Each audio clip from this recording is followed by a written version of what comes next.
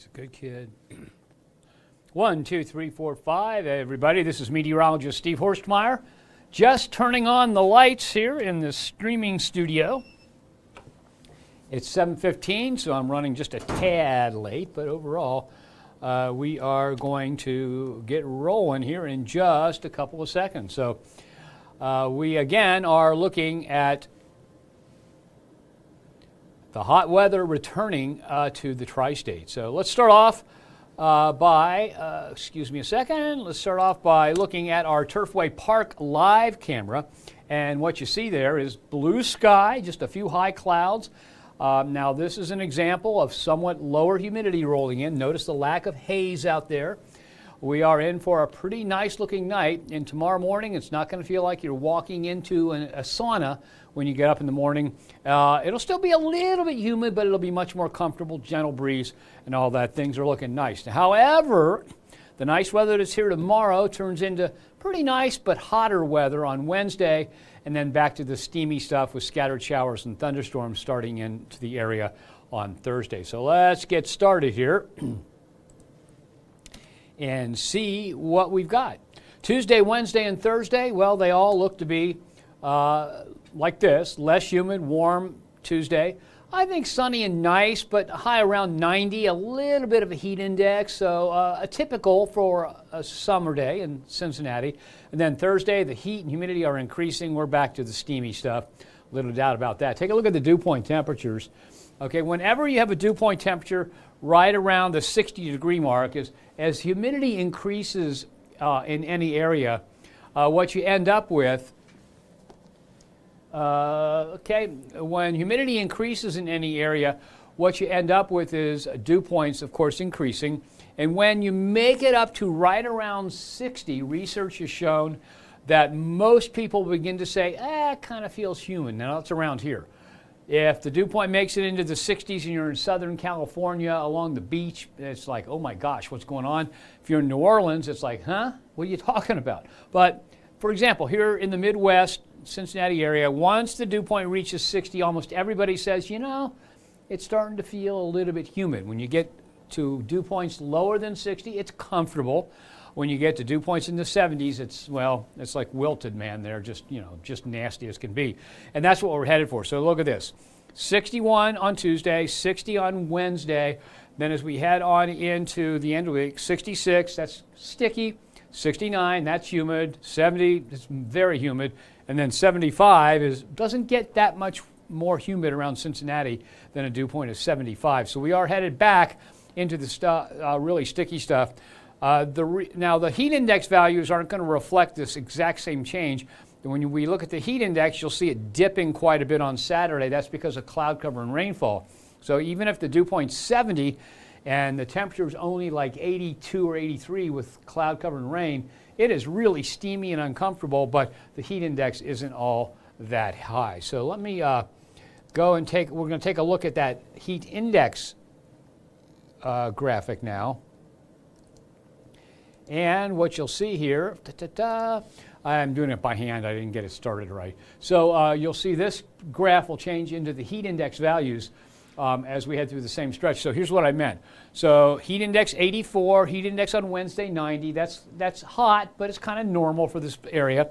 97 is getting, uncomfortable, or if you're a person with some kind of an ailment, let's say you've got a heart ailment, particularly congestive heart failure, if you have a respiratory ailment, that will definitely impact you up to 100. Now notice, remember, we just saw that the dew points are going to be in the mid-70s, really sticky on Saturday, but the heat index down to about 82 because right now the models are saying fairly thick cloud cover, quite a bit of rainfall coming our way during the day on Saturday.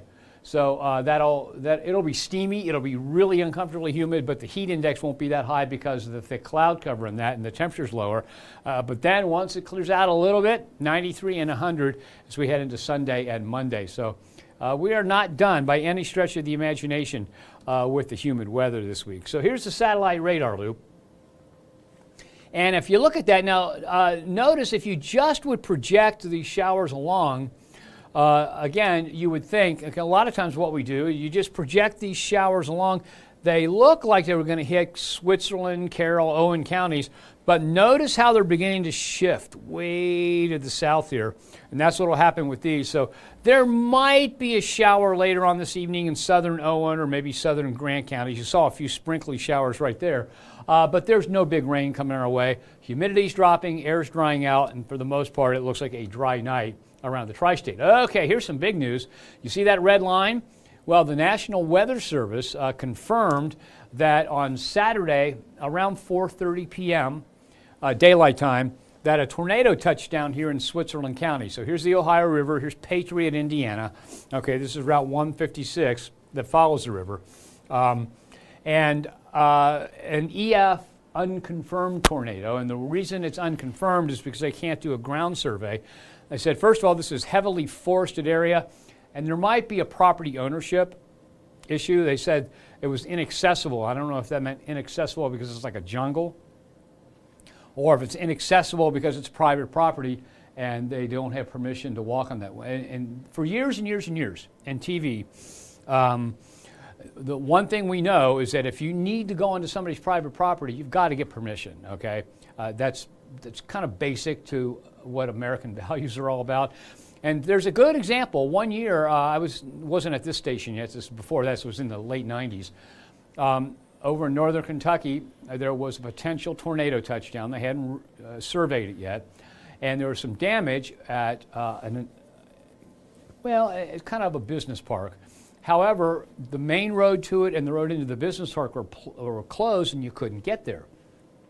So if you looked at a map, if you went through this subdivision down to this dead-end street, cul-de-sac, that you could go over and see some of the damage. So we're driving down the road to get to the end of the road so we can go over to see the damage, and two other TV stations drive back the other way, and they said, oh, you can't go in there. The guy that owns the house, he won't let you cross his property. Okay, and he says, because he yelled at us. So we got down there, I got out, left the photographer from the truck, got out of the truck, walked up and knocked on the door and said, hi, I'm Steve Horstmeyer from channel blah, blah. And there's a potential tornado that touched down, and there's damage back there in the industrial park or business park. And we'd like to shoot some video, but the only way you can get there is cross your property. Can I have permission to cross your property?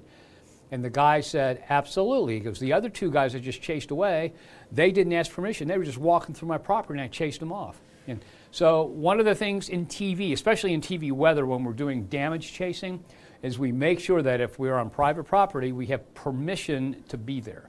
Now, we can stand out in the road and we can shoot video of your property or into your property or anything else like that, but we are not allowed, on your property legally unless you give us permission. Now, a lot of people go on there and do it anyway, and a lot of people don't care, but there are people that care about that.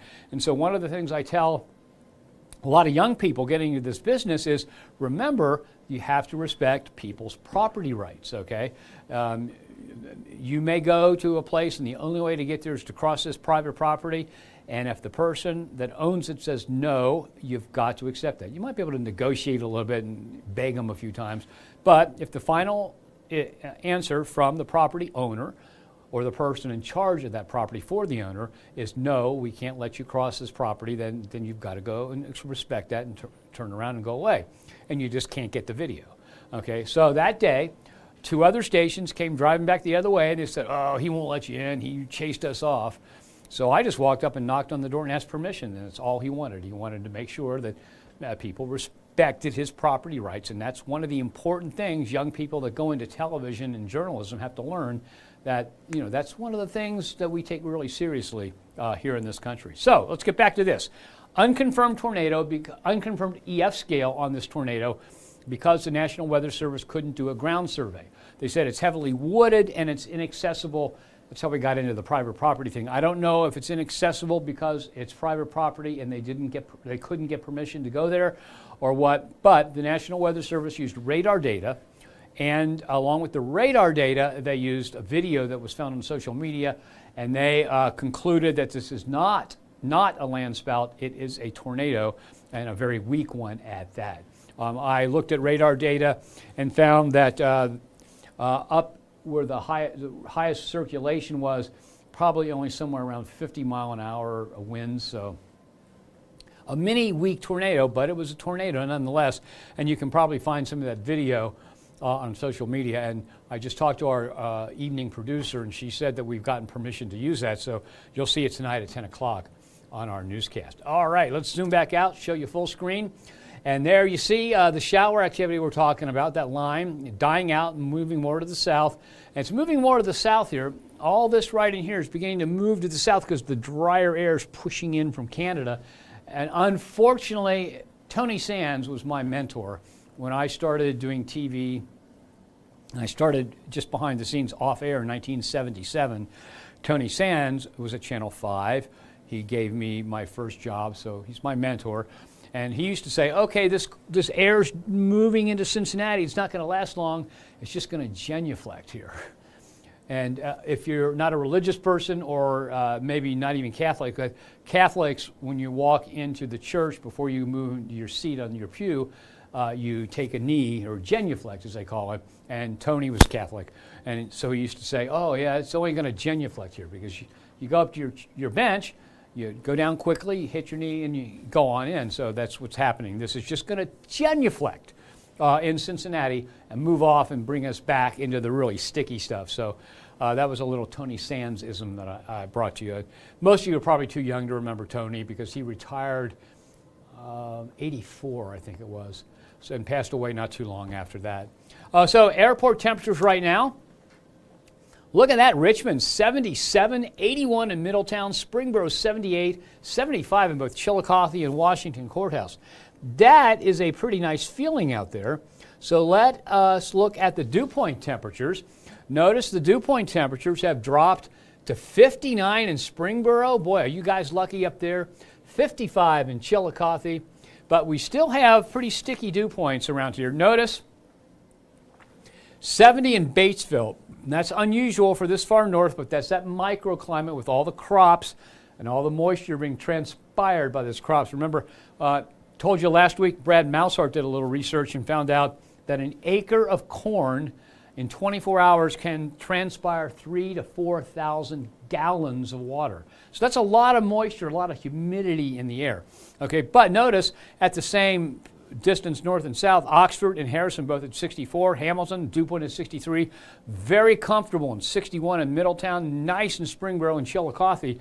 So those dew points are on the way down, but the farther south you go, this is not a microclimate here, this is just the fact that Falmouth is farther south, and so the drier air hasn't filtered that far south yet. Notice Madison right there along the Ohio River still at 75. The dry air hasn't gotten there yet either. So remember, we saw that dry air based on the way the rain was going out here. The dry air is kind of moving in like this. It's going to genuflect, head back, and we're back into the hot and sticky stuff as we head on into the weekend. Okay, so those are the dew points. Let's see here. Got something else I'm going to show you. I think this is it. Okay. I can't find the graphic. Where did it go? Oh, I know. I moved it up to the top because I used it for something else. So give me a second. We'll get there. We're looking for the dew point temperature change map. And there it is. 24-hour change in dew points. And this will show you quite a lot. Okay, so this is the map of the dew point change. Notice the dew points have changed a lot out here. But Springboro, it's 9 degrees less than it was at this time yesterday. Hamilton, your dew point 13 less, 14 less in the Middletown area. And think about this, when you're talking about dew points, a few degrees make a big difference. The difference between a dew point of 60 when you just barely feel the humidity and 65 is quite a bit. The difference between 60 and 70 is like a world of difference, from pretty close to comfortable to pretty close to unbearable in that 10-degree stretch. So if you go from okay and comfortable humidity to unbearable humidity in 10 degrees, that means, look at this, it's dropped 14, 13, 13, 11, 9. 11, 10 at CVG, 11 down in Batavia. That's a big change and a big increase in the comfort factor. So if you're going out this evening, still kind of uncomfortable down here across the south, but pretty delightful with a nice light breeze out there. Should be a really nice evening if you've got plans to go out and about. And again, there's the look at them. You can see the dew points are down everywhere, but they're still not down that much down to the south because it just takes a while for the air to get that far south. All right, so what's coming up next here? Let me find where I was, interrupted the program.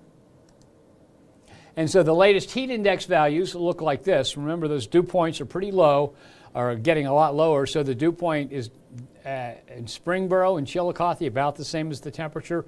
Still on the warm side, though, the dew point still in the mid-80s in Madison, low 80s in Falmouth and Maysville. So the drier air will get there overnight, and it'll be a nice way to start your day tomorrow. Okay, so again, the 5 p.m. heat index over the next 7 days look like this. And Saturday, that lower heat index doesn't mean, that lower heat index there does not mean that it's going to be more comfortable. It's just not going to be oppressively hot. It's going to be very sticky with the dew point way up there, but clouds and rain in the area. Okay. So let's go ahead, take a look at what the model is showing us for the next several days. Okay, now that shaded area, okay, you can see the shaded area right here. That's where the dew point temperature is in the 70s, okay? And this is where the dew point's less than 70s. And you can follow the dew point here as we go through this, and the heat index too, as we go through this model simulation. Okay, let's go ahead here. Let's see. I think I'm just going to do this one by hand. Okay, so we're starting off tomorrow just after midnight. Okay, notice that the humidity pushes off to the south, that sticky stuff heading down.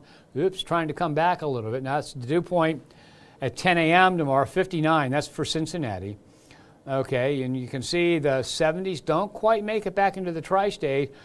Dew point in Cincinnati is still 61 here, makes it up to 65 during the day on Tuesday, so a little bit uncomfortable, not bad. Dropping back down into the 50s for Wednesday early morning. Oops, I kind of got hung up there. So as we head through Wednesday, seeing the 70s beginning to push back into the tri-state, but not everywhere. There we got it. By Wednesday, the dew point still at Cincinnati around 60, and overall, we've got shower activity coming our way. So what we've got coming up in the next 10 days is heat, humidity, and again, back to those pop-up showers and thunderstorms we have so often when the weather is warm and humid. And it looks like the heaviest of the rain, or the most widespread of the rain, looks to be Saturday, and we don't have anything severe in the forecast at this point in time. So this evening, the sun sets at 9 o'clock. Now, notice that if you use the U.S. Naval Observatory, the sunset is officially at 8:59. All those are rounded off a little bit. According to the National Weather Service, it's at 9 o'clock, but sunset is as early as 8:57, as late as 9:01 in our viewing area. So it varies, but think of on the average about 9 o'clock. And 71 by the time we get to 11. Overnight, the low down to 67 degrees. And then for Tuesday, right at normal, 86 the forecast high. 86 is the normal, and we have sunset at 8:59. From here on out, the sun sets earlier and earlier and earlier, just gradually, but earlier and earlier and earlier. Then when we go off daylight saving time, it's dark at 6 o'clock. That's not something to look forward to. Okay, so the 7-day forecast looks like this. Okay, a mix of sun and clouds tomorrow. Decent humidity, should be a nice day. 87 on Wednesday. Dew point still low enough that it's okay, but a little bit on the less comfortable side with that heat index getting higher. Thursday and Friday, hot and humid. Saturday, very warm, very humid. The heat index not as high because of the cloud cover. Looks like the greatest chance of rain Friday, Saturday, and Sunday is Saturday. And then Sunday back to scattered showers and thunderstorms, and 89 on Monday with the chances of rain finally falling off. As we head into the 7-day plus, you've got high temperatures which are expected to go a little bit below normal, low temperatures getting back to about normal as we head toward the end of this 14-day stretch. The Okay, and one thing I didn't show you yet is let's see what the Climate Prediction Center is saying about the weather over the next several weeks. Okay, so first thing we'll look at is the 6 to 10 day outlook. It'll pop up behind me here in just a second. It's loading right now, but it's got to go out and load some data off-site, and then it takes a little while to bring it up. So there we have it. So Climate Prediction Center says the core of hot air is going to be over here from South Dakota to Oklahoma, Colorado, over into Missouri and Iowa. We are on the second level of warmer than normal. So this goes through the 31st of July, and we're expected to stay warmer than normal through the rest of the month. Now remember, when we're saying warmer than normal, we're talking about average temperature. So it's the average of the high and the low. So you could end up with a few cooler than normal days and a few warmer than normal days. And that's just, it's not that every day is going to be cooler than normal. It's that over that stretch, the average will be cooler, or sorry, in this case, warmer than normal. Okay, let's go ahead and take a look at the 8 to 14 day outlook. And you can see we stay warmer than normal here, but not quite as warm. The core of hot air is still out here to the west. It's shrunk back a little bit. Somewhat cooler air is pushed into here, so we are still warmer than normal, but not by much. So that means when you see the 14-day temperature forecast, you should see a cooling trend. Okay, and the 3 to 4 week outlook says that, back to warmer than normal. And now, this came out on Friday, and I mentioned on Thursday when I was here that when you see this, they'll probably change it in a big way because they had us near normal or right on the edge of near normal. So this is saying that we may have to start talking about a dry stretch and a heat wave. Too early to tell, but this pattern says the jet stream is going like this, okay? Here's the jet stream pattern with a dome of hot air over top of us.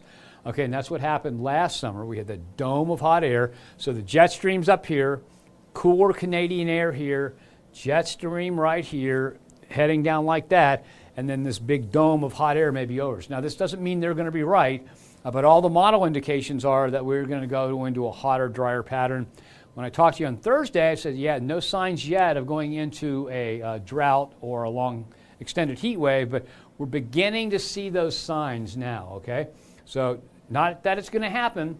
Lots can change, but start thinking in terms of maybe doing some extra watering and that by the time we get to the middle of August.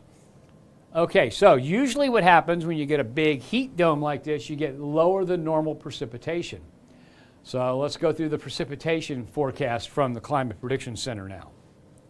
Okay, so for the 6 to 10 day outlook up through the 31st of July, they've got us in slightly wetter than normal conditions. That's good.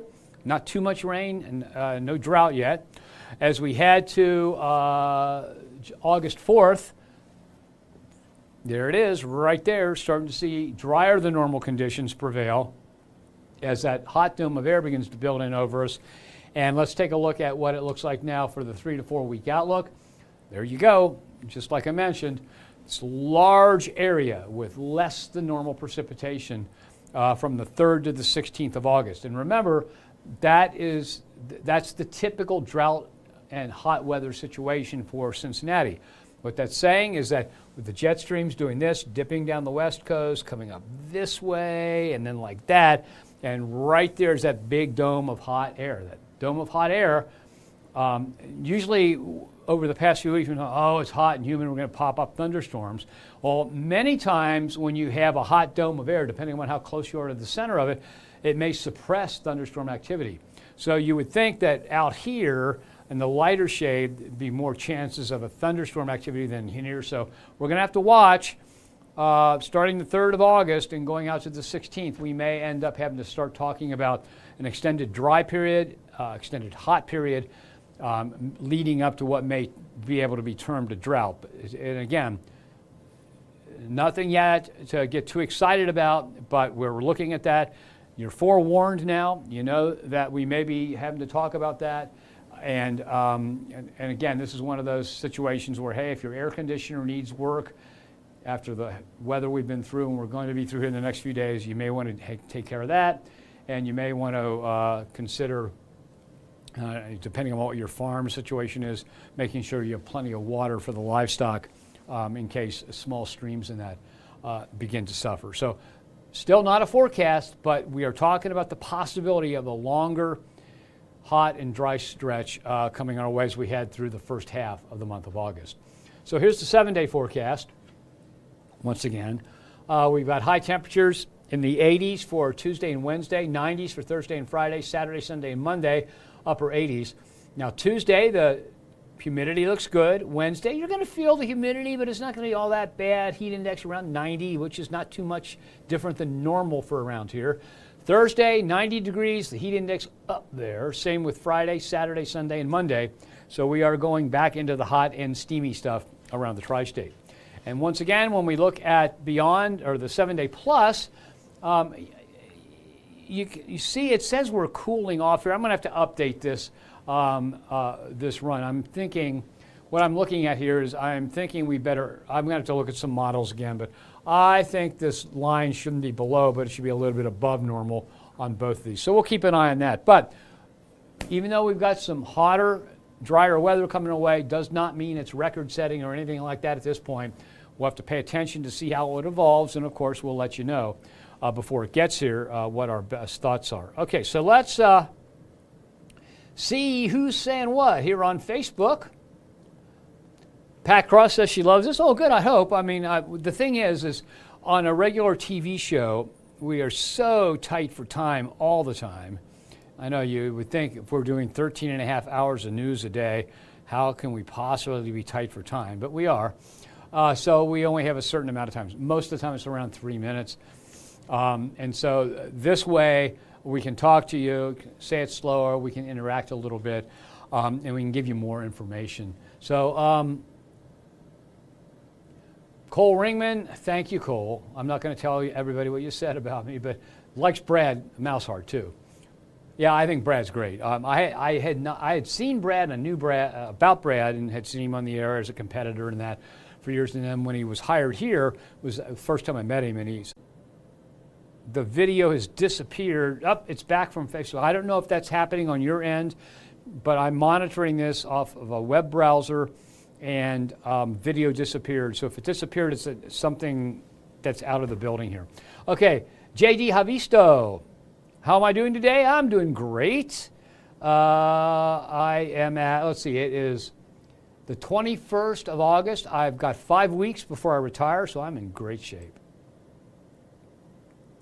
Yeah, Tim Quarter says he remembers Tony when he was a kid. Yeah, I watched Tony as a kid too, and then I was lucky enough, I wrote him a letter one day and said, hey, look, you know, I'm teaching school. I'm interested in, and I wasn't really interested in TV.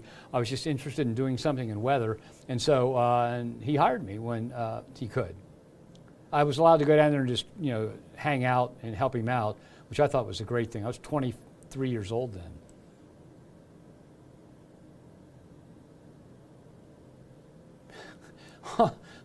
Harvey Day Jr. said, on the property rights issue, he goes, the other stations could have gained access if they bought him some beer. Bribery, but it would work. I always like to try the permission first. Matthew Roll, thank you very much. What about Wednesday in Cincinnati? Okay, Wednesday, that's from Annie Aceto. Okay, maybe Ann. I don't know if it's Ann or Annie, but my wife's name is Annie, A-N-N-I-E, and you're A-N-N-E, so it could be just Ann. So, Ann or Annie Aceto. Here is the 7-day forecast. I'll show it to you here, right here. Okay, it's coming up. There you go. Okay, so for Wednesday, it looks like it'll be hot, a little bit more humid. You're going to start feeling the humidity, but kind of typical, not dangerously so, but kind of normal for Cincinnati on a hot day. So high of 87, lots of sunshine, and no chance of rainfall for Wednesday right now. So Ann, I hope you don't mind the hot sunshine, but if it's rain you're worried about, you don't have to worry about it the way it looks. So, all right. And those are all the comments and questions. So that's it. Thank you for joining me. I'll be back tomorrow at 7:15. We do this every Monday through Friday at 7:15. And if you've got weather questions on the weekend at 10 a.m. I'm sorry, 10:15 a.m. on Saturday and again on Sunday. Meteorologist Anna Duvall will be here. And then at 6 p.m. on Saturday and Sunday, meteorologist Aaron Ashley will be here, and they do the same thing. They give a more complete look at the weather, and then they can interact with you and answer some of your questions. So that's it for tonight. Thank you for joining me. Have yourself a nice evening, and I hope to see you tomorrow.